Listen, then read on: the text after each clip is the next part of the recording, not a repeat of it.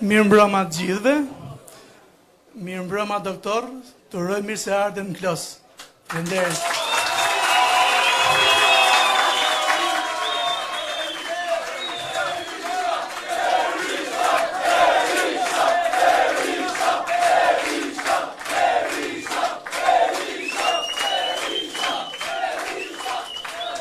Ndihem me të vërtetë i emocionuar që sot për të parën herë si degëre e klosit kam derin të pres profesor doktor Sali Berishën dhe t'i japim fjalën sot doktorit si dega e re që fitoria e Dibrës do nis nga klosi.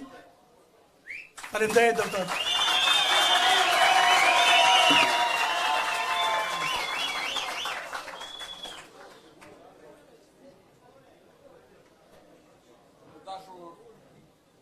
Të dashur klosjan,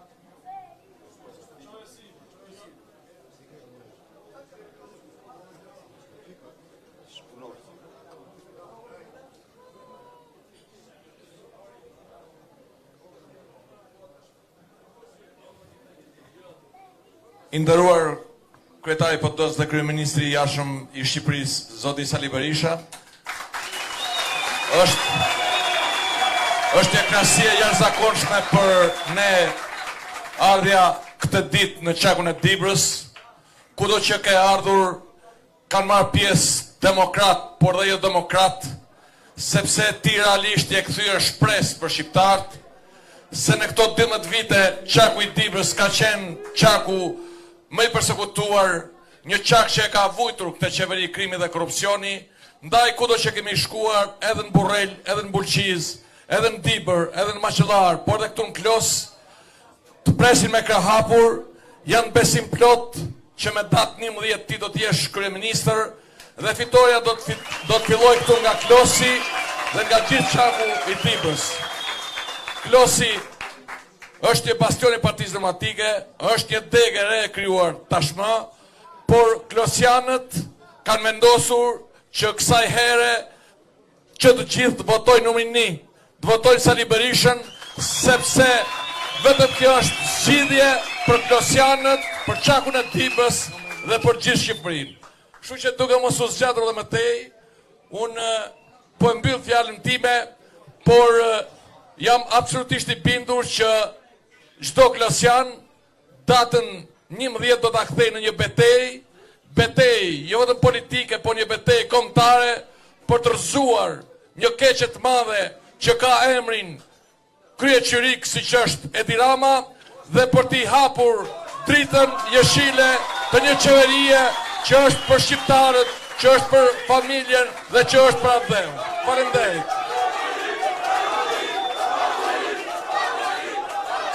Dhe tani më lejoni që t'i jap fjalën kandidatit jo vetëm për Klosin, por dhe për Burrelin, po unë gjej rastin për të thënë që dhe socialistët nuk kanë një kandidat nga Klosi, dhe të gjithë socialistët e Klosit do të votojnë Basirin, demokratët do të votojnë Basirin, dhe kush nuk jep votën Basirit, ai nuk ka lidhje me Klosin, nuk ka lidhje me një Shqipëri e cila do në shkoj drejt Bashkimit Evropian dhe drejt standardeve të Evropës, por ka lidhje vetëm një qeveri krimi dhe korupcioni si kjo 12 viteve që shkuan.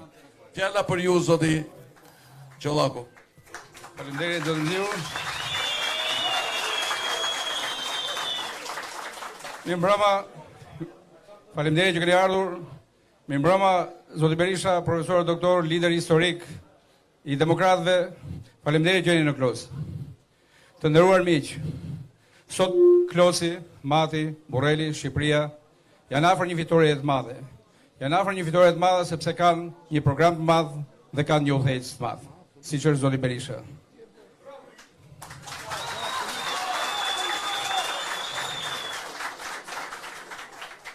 Ne përballë kemi krimin organizuar, kemi mafian, kemi njerëz që kanë vjedhur pafund miliarda. Por kemi një Partia Demokratike e cila është ringritur, që ka lat të mëdhej dhe vjen për të kthyer pushtetin tek shqiptarët. Vjen për të kthyer pushtetin tek demokratët. Vjen për ta bërë Shqipërinë ashtu siç duhet, vjen për ta bërë Shqipërinë europiane. Shqipërinë e ka firmosur antarësimin në NATO kryeministri Berisha. Liberalizimi i vizave është firmosur nga kryeministri Berisha. Dhe t'jeni të bindur që edhe antarësimi i Shqipërisë në Bashkimin Evropian do të firmoset nga i njëjti kryeministër zoti Berisha.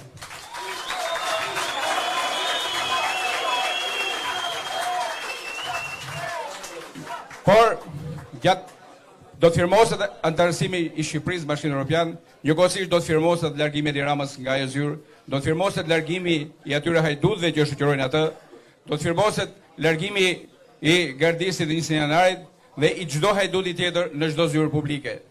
Sepse Shqipëria dhe shqiptarët kanë një program, kanë një alat, kanë një kryeministër të cilën dhe përballë tyre kush është? Janë hajdutët, janë vjetësit, janë vrasësit, janë plaçkitësit. Ne vim në këto zgjedhje për ta quar qarkun e Diprës me fitore Partisë Demokratike. Dhe kjo fitore në qarkun e Diprës do të sjellë dhe fitore në Shqipëri, do të sjellë fitoren në Klos, fitoren në Burrel, fitore në Peshkopi dhe fitoria në këtë qark do të sjellë kryeministër Sali Berishën. Ju faleminderit. Fjala për ju, doktor. Atëherë mirëmbrëma, ndjem shumë e lumtur që flas sot tu dhe si ish kryetarja e Degës dhe keni qenë njerëzit më bashkëpunues dhe ju përgëzoj për gjithë fushatën që keni bërë bashkë me Basirin dhe me mua dhe jam e bindur që ju do t'i tregoni vërtet me vot, me datën 11 maj, agron Malajt se kush është Klosi, kush është Mati dhe kush është Qarku Dibër. Ai nuk duhet ishte sot kandidat në Qarkun Dibër, por duhet ishte prapa hekurave dhe shok qelie me Erion Veliajt. Jam e bindur se në Klos do të korrim fitoren më të madhe, a gjithashtu edhe në Mat. Jam e bindur që gjitha votat do shkojnë për Basirin, për kandidatin tuaj. Është i vetmi kandidat në Klos dhe nga Klosi që ka Partia Demokratike dhe Partia Socialiste përfaqësohet me një subjekt të spakut. Jam e bindur që gjithë matjanët, klosianët përfaqësohen më denjësisht me një kandidat, me një intelektual si Basir Çollaku, sesa me një kriminal zgjedhor dhe në aspekte të tjera siç është Agron Malaj.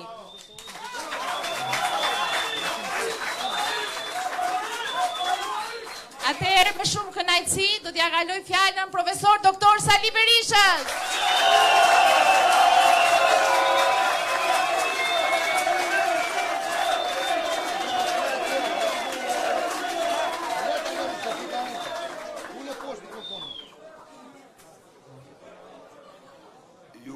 Falenderoj shumë përzemërsisht për këtë pritje kaq të ngrohtë,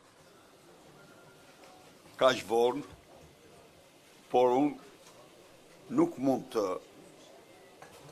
kaloja turin tim në Dibër pa u ndalë tek ju.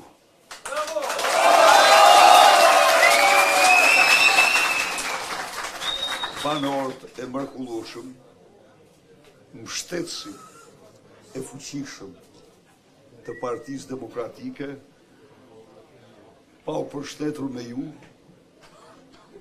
dhe kam shumë kënaqësi që vi këtu me Xhelal Mziun,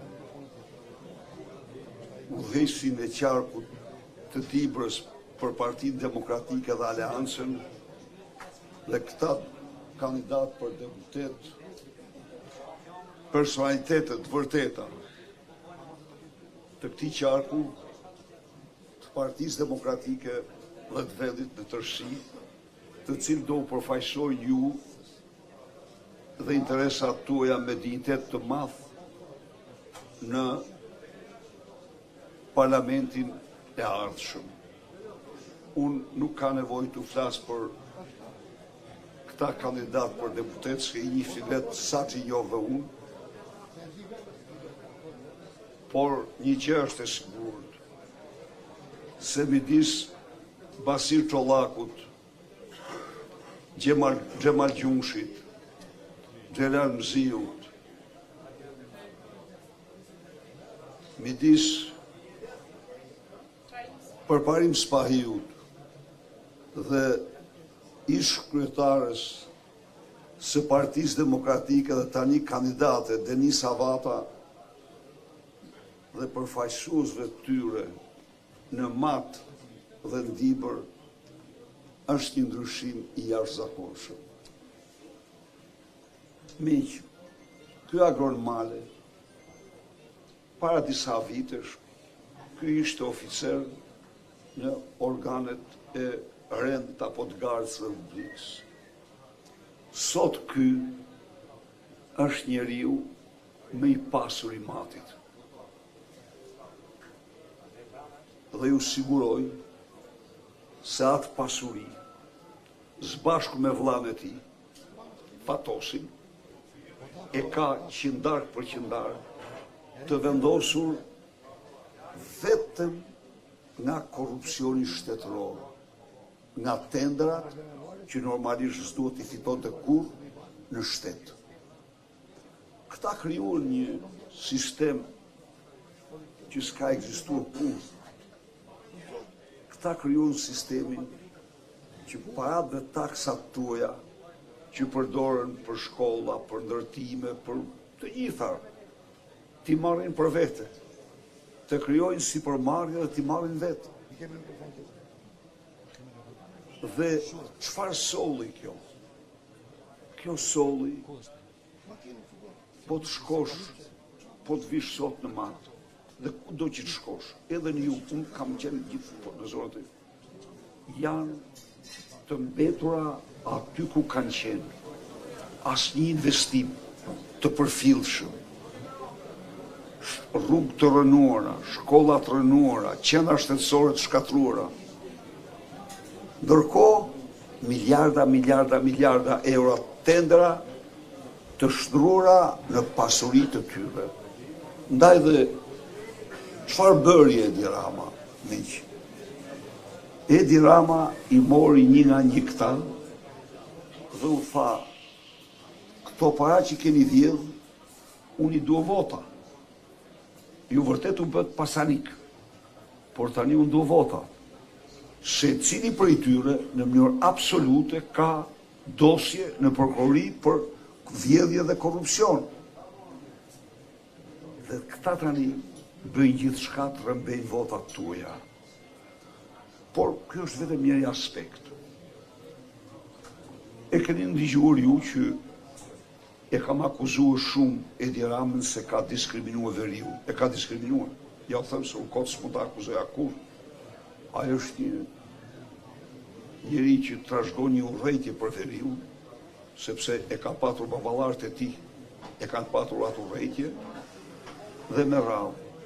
Por, çfarë mund t'u them për këtë? Ai dhe jugu, para ti ka çu atje, po i ka vjedh. Nuk ka investuar për qytetarët. Jo, absolutisht. Unë isha në Gramsh. As 1 kilometër rrugë, edhe ju them një gjë që Gramshi është jashtëzakonisht i pa urbanizuar, të themi të vërtetën. As 1 kilometër. As një investim. Vetëm propagandë. Ishte në Dibër dhe foli tha, nuk them më që s'do bëj rrugën e Arbrit, por shikoni rruga e Arbrit, 2 gjëra do t'u them ju dhe të gjithë banorëve të këtij qarku. Në mënyrë absolute, rruga e Arbrit për Edi Ramën nuk bëhej kur. Ta dini këtë, se nuk thot dot 1 kilometër rrugë të re që ka hapur në gjithë zonën e veriut. 1 kilometër, po jo më të hap të rrugën e Arbrit. E dyta, ju garantoj, sepse thash, ne ndërtuam 32 kilometra, mbete 27, ato s'mund ta linte pa e ndërtuar. Dhe ne lam gati, parat dhe kontratën. E prishi kontratën, bëri ç'bëri, po më në fund u përfundua. Tani një gjë tjetër duhet të them ju dhe të gjithë banorëve të këtij qarku, që ajo rrugë e cila në kontratë është për t'u vendosur taksa, nuk do vendoset taks kur në atë rrugë. Dhe ju du qarkulloni. Dhe ju do të qarkulloni pa asnjë taks, sikundër ju, sikundër gjithë se i ka vu 2 taksa, për të ardhur tjetri nga Tropoja duhet paguaj një taks në Kalimash dhe një taks të Limuthi, të kura e Limuthi. 2 taksa, po sen pak, se është 7 euro së bashku. Dhe po tjetë kamion, është 20 euro, është 50 euro, është qamet. Po. Këto do hiqen në mënyrë përfundimtare. Së dyti, ju e keni afër këtu, Borrelli do ketë rrugën e Zibrit, unë nuk e harroj, e kam premtuar rrugën e Zibrit dhe rrugën e Zibrit tha bëj. Dhe do e lidh Matin me Tiranën edhe nëpërmjet Zibrit.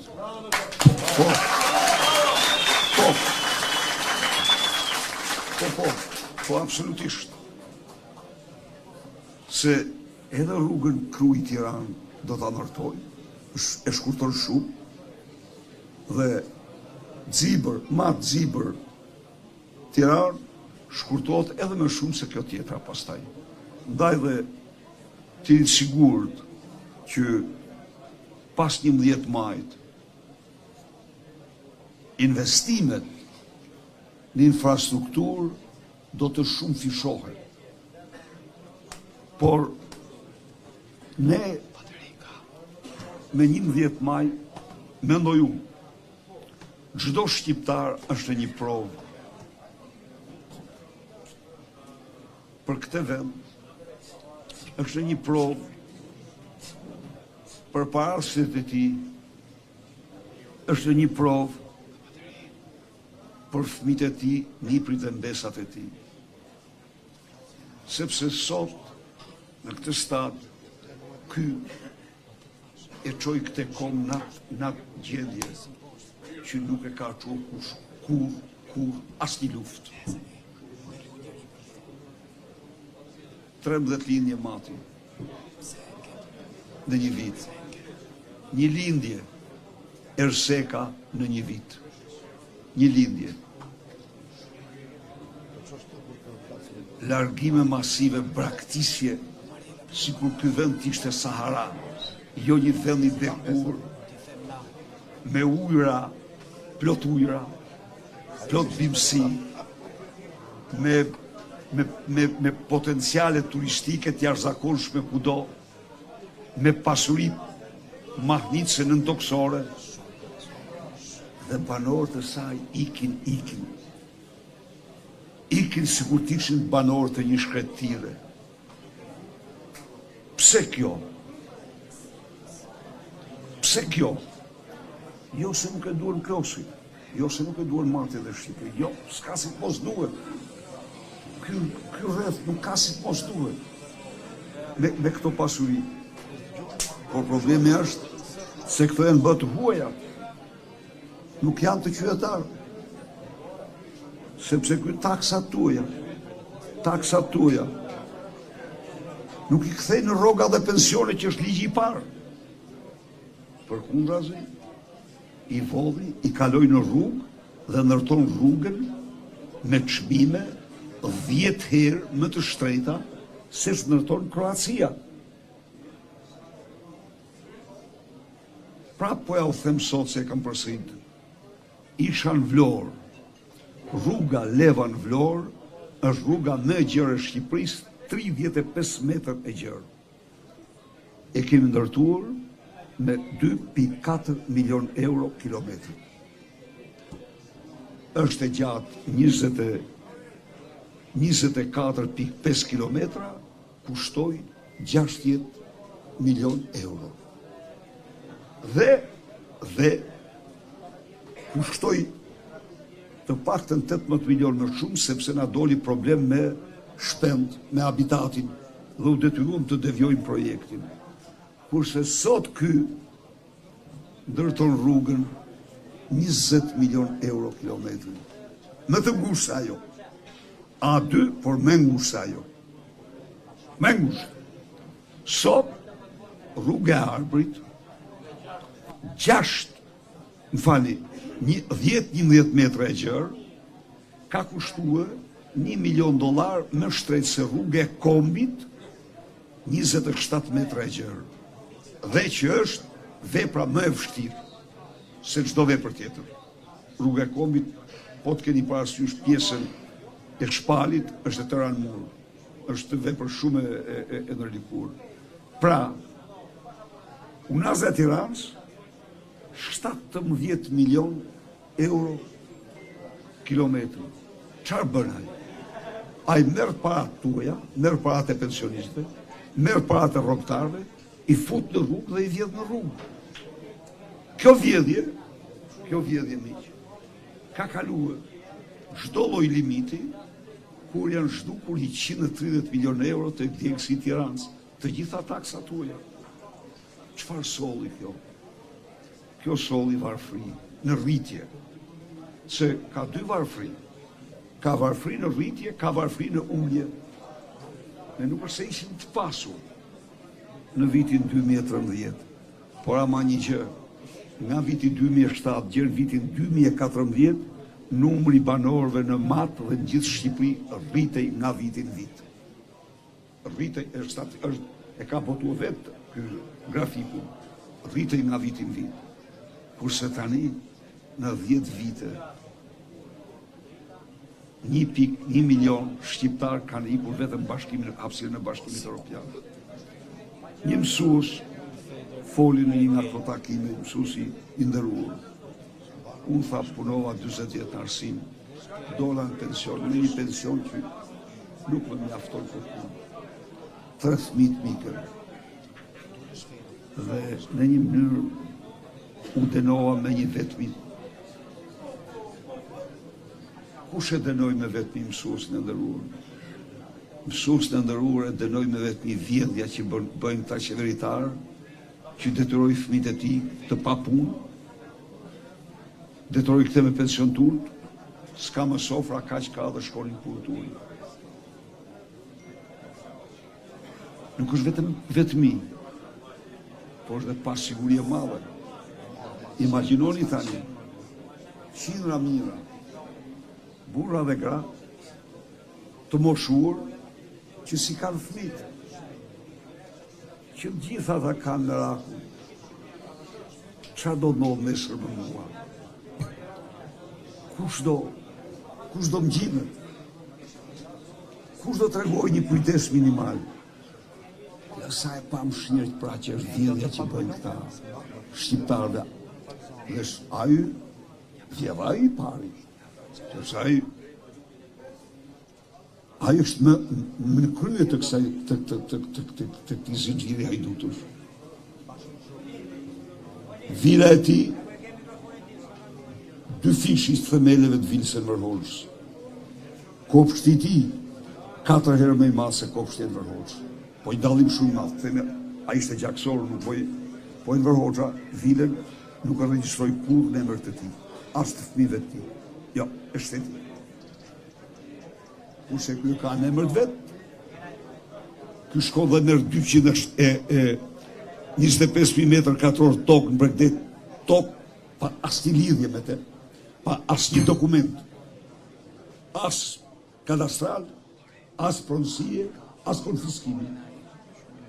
Dhe na del tani pronar me 24 hektar tokë. Nuk e përdor pushtetin. Atëherë, këta të tjerë të rreth tij nuk kanë më kufi. Prandaj dhe ne mbetëm pensioni që ishte në vitin 2013 142.000 lek, 43.000 lek, arriti të gjerë në 172.000 lek, por pensioni malazezit që ishte 138.000 lek, sot është 450.000 lek. Rroga minimale rumunit ishte 164 euro në vitin 2013, apo 830 lei, sot rroga minimale rumunit është 3.300 lei. Pse? Po çdo qeveri, në çdo buxhet, zërin e parë e ka t'ja u kthej qytetarëve. Rroga, pensione. Çdo vit. Dhe prandaj nuk iknin shqiptarët. nuk u paksuar, sepse çdo vit rriteshin rrogat, çdo vit rriteshin pensionet, çdo vit kishte shpresë se vitin tjetër do t'jenë më mirë. Në këta aspekt, data 11 nuk është një datë e demokratëve, është një datë e shqiptarëve, e gjithë shqiptarëve. Të gjithë atyre që e duan këtë vend, që besojnë se ky vend nuk është Sahara, po besojnë se kjo është një tokë e bekur, me pasuri shumë të mëdha, me prodhime të shkëlqyera. Sot unë takova takova minatorët. Dhe çfarë u thash? U thash, shiko, 100 ditë të para statusin do ta miratojmë, pa diskutim. Pse thash?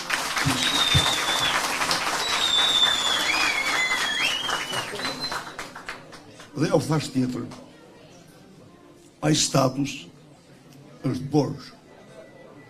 Nëse se ka një kategori që shoqëria shqiptare ka borxh, janë minatorët, naftarët dhe gjeologët. Borxh. Kanë punuar, kanë zgjedhur miliona ton minerale dhe vetë kanë lënë shtetin aty. Janë paguar në mënyrën më të pamerituar. Ndaj dhe unë ju premtova atyre se do kenë pensionin më të lartë në vend. Se rroga do jetë, s'do ketë rrogë në 1 milion. Nuk do ketë rrogë në 1 milion. Dhe se si për masve, pikërisht këtë rritje rrogën, dhe trajtimin tjetër që do bëhet, qeveria do e kompensoj me ulje taksash. Sikundër, rentën do t'ja ulam komuniteteve lokale. Por nga ana tjetër, për çdo pensionist, nuk do ketë në Shqipëri pension ndën 200 euro.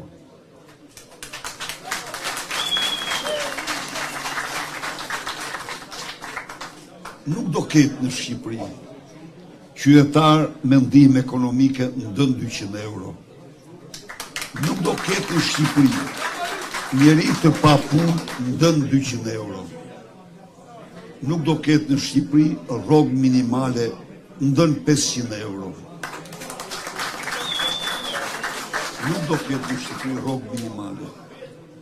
Mësuesit në krye të mandatit do marrin 1500 euro rrogën. Rroga mesatare do jetë 1250 euro.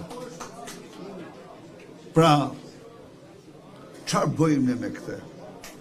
Absolutisht asgjë tjetër vetëm ja u kthejmë parat ju, se parat janë të gjitha qytetarëve. Janë taksat qytetarëve. Po këta janë sjellë si një bandë. Si një bandë ndaj qytetarëve.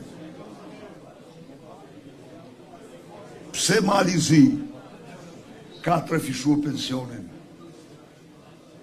Malizi ka pasuri shumë herë më pak se Shqipëria. Ka të refishuar pensionin sepse kryeministri Malizi dhe çdo kryeministër në krye të vitit, kur ndan buxhetin, thot kaq për pensionet, kaq për rrogat, kaq për shtetësinë, kaq për arsimin. Kurse ky solli 8 miliard euro pension, 8 miliard euro buxhet. Çfarë ishte ky? Taksa tuaja nga qindarka e parë tek e fundit. Sala për pensionistët 16 milion euro. Nuk kishte ndarje me cinike, me të pa shpirt. Si mund të lash ti për 760.000 burra dhe gratë thinjur që kanë shkruar jetën, e kanë punë Shqipërinë dhe këtu lënë 16 milion.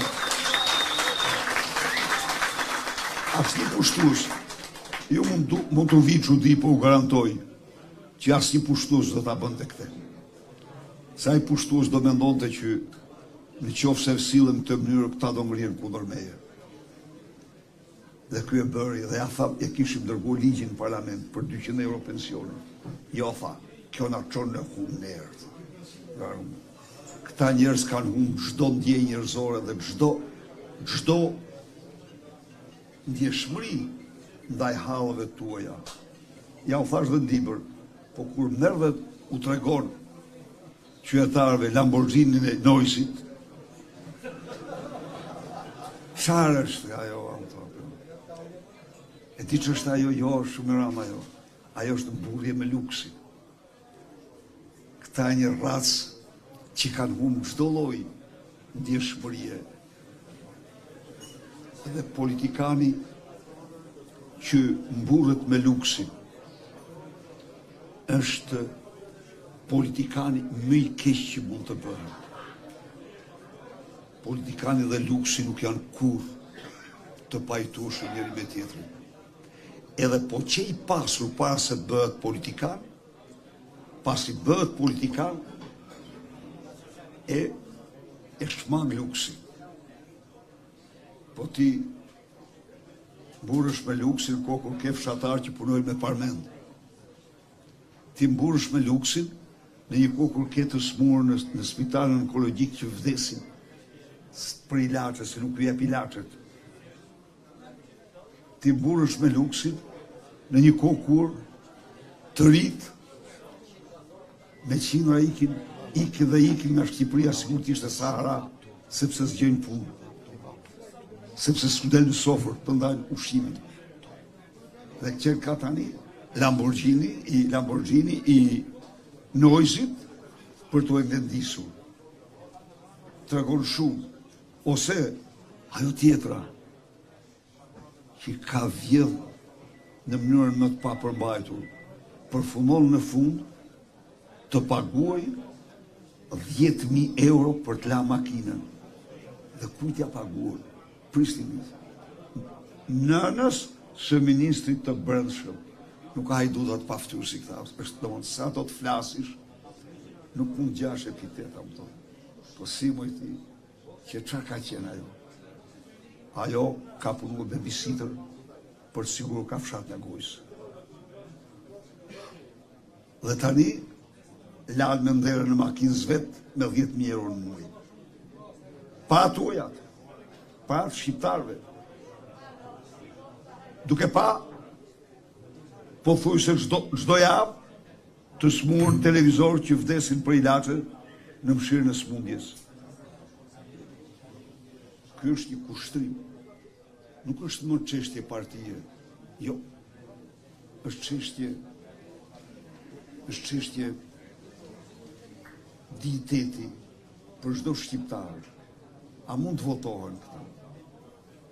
A mund të votohen këta? Këta meritojnë ndëshkimet më të mëdha. Në fund, dy fjalë do t'u them. Kjo përpoq të dashur qytetarët Klosit, ta varrosi opozitën. Ky përpoq ta bëj Shqipërinë pa opozitë.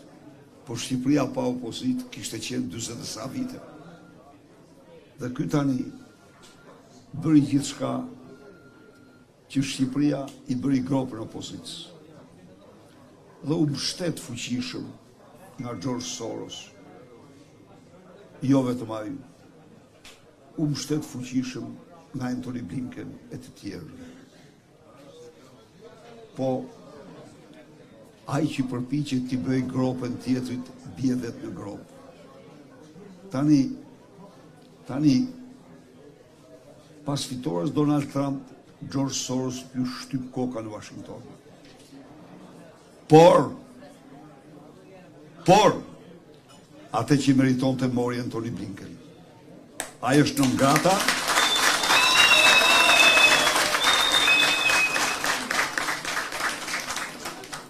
Ai është non grata në vendin e tij dhe nuk i lejohet të hyjë në asnjë ndërtesë federative të Shteteve të Bashkuara të Amerikës për aktin e tij të turpshëm të poshtër që ka bërë ndaj vendit të tij.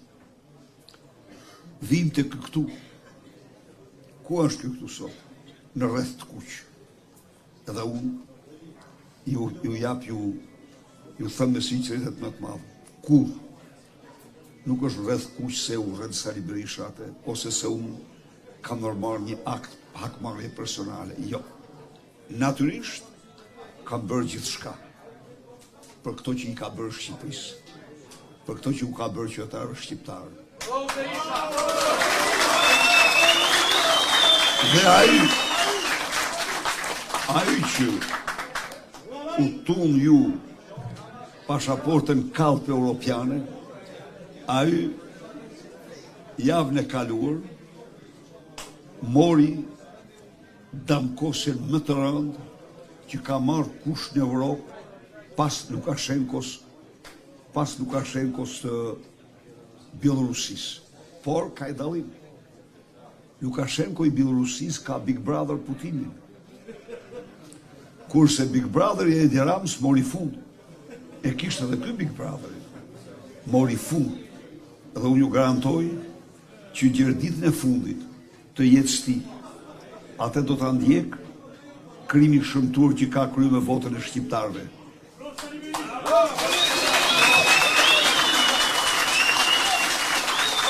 Gjerë ditën e fundit të jetës tij, atë do ta ndjek ajo çka thot ajo rezolutë që u votue nga partia e kancelarit Merz, nga një organizat që ka 14 kryeministrat e Europës edhe 82 parti. Do ta ndjek përpjekja e tij për Shqipërinë pa pluralizëm. Dhe se shkruajtur aty, e zez mbi të bardhë, përpiqet të shtyp pluralizmin. Lufta e tij kundër opozitës. Bashkëveprimi i tij me krimin, me bandat, kundër qytetarëve të vet. Pra, në një kohë të shkurtër, gjërat u përmbysën në rreth të kuq dhe që s'do dalë kur më është Edi Rama.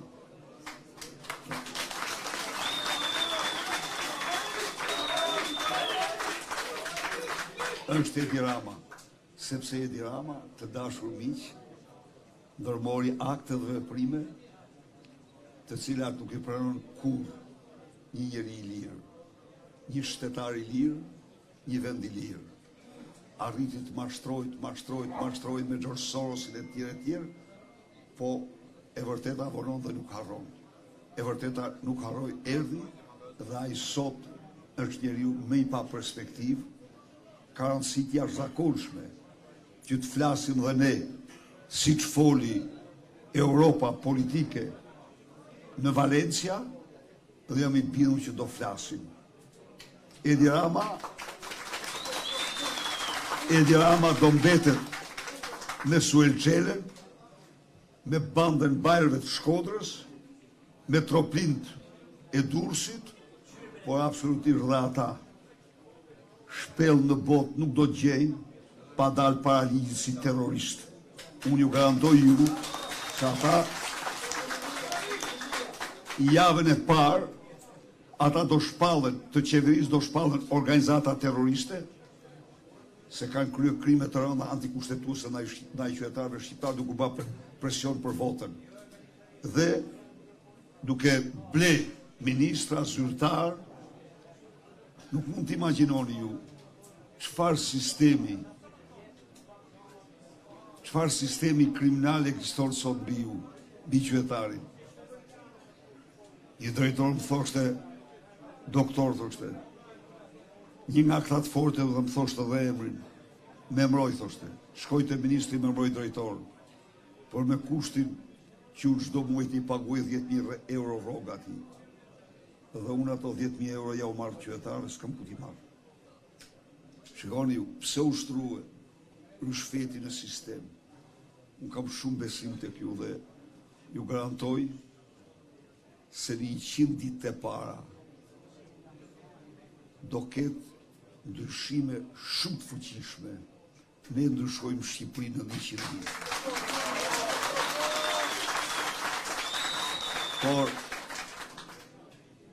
Por këto ditë që na ndajnë janë vendimtare. Të takoni çdo qytetar dhe qytetar, çdo banor të këtij rrethi, të Klosit, të bisedoni me të, nuk është çështje këtu partijake, nuk është çështje politike, është çështje jetike. Është mision për Shqipërinë, për Klosin, për shqiptarët. Nuk lidh gjë njeriu në ndershëm me Edi Ramën, kur me një anti-shqiptar si Edi Rama, me një regjim se ai. Të shkojmë në këto zgjedhje në një fitore plebiscitare, të meritur, të japim çdo shqiptar një mundësi të re, dhe të rikthejmë parat shqiptarëve. Këto janë qëllimet tona. Faleminderit shumë.